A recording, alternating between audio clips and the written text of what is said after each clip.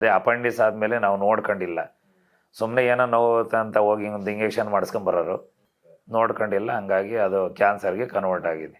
Patient Jayamma ಅಂತ ನಮ್ಮ ತಾಯಿ, ನಾವು ಶ್ರೀನಿವಾಸ್ ಅಂತ. ಅವ್ರ ವಯಸ್ಸು ಒಂದು 60 ಇದೆ. ಅಪೆಂಡಿಸ್ ಅಂತ ಆಗಿತ್ತು. ಅಪೆಂಡಿಸ್ ಆಪ್ರೇಷನ್ ಮಾಡಿ ಗೆಡ್ಡೆ ತೆಗೆದ್ವಿ. ಗೆಡ್ಡೆ ಟೆಸ್ಟಿಂಗ್ ಕಳಿಸಿದ್ರು. ಟೆಸ್ಟಿಂಗ್ ಕಳಿಸ್ಬಿಟ್ಟು ಆಮೇಲೆ ಕ್ಯಾನ್ಸರ್ ಇದೆ ಅಂತ ಗೊತ್ತಾಯಿತು. ಆಮೇಲೆ ನಾವು ಕಾಂಟ್ಯಾಕ್ಟ್ ಮಾಡೀವಿ. ಸುಮಾರು 1 ತಿಂಗಳಾಯ್ತು ಅವ್ರು ಅಡ್ಮಿಟ್ ಮಾಡ್ಕೊಳ್ಳೋಕ್ಕೆ. ಆಮೇಲೆ ಕೀಮೋಥೆರಪಿ ಸ್ಟಾರ್ಟ್ ಮಾಡಿದ್ರು. ಒಂದು 3 ಕೀಮೋಥೆರಪಿ ಹಾಕಿದ್ರು.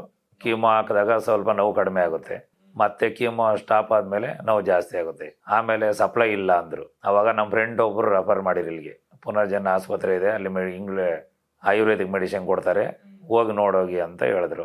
ನಾವು ಇಲ್ಲಿ ಕಾಂಟ್ಯಾಕ್ಟ್ ಮಾಡ್ಕೊಂಡು ಬಂದ್ವಿ. ಅವ್ರಿಗೆ ತುಂಬ ಹೊಟ್ಟೆ ನೋವು ಪೇಯ್ನ್ ಇದೆ. ಇವಾಗ ಮಾತ್ರೆ ಕೊಟ್ಟಿದ್ದಾರೆ, ಇದನ್ನು 1 ಮಂತ್ ಯೂಸ್ ಮಾಡಿ ಅಂತ ಹೇಳಿದ್ದಾರೆ. ಯೂಸ್ ಮಾಡ್ತೀವಿ. ಅದು ಕರಳು ಕ್ಯಾನ್ಸರ್ ಅಂತ ಹೇಳಿದ್ದಾರೆ.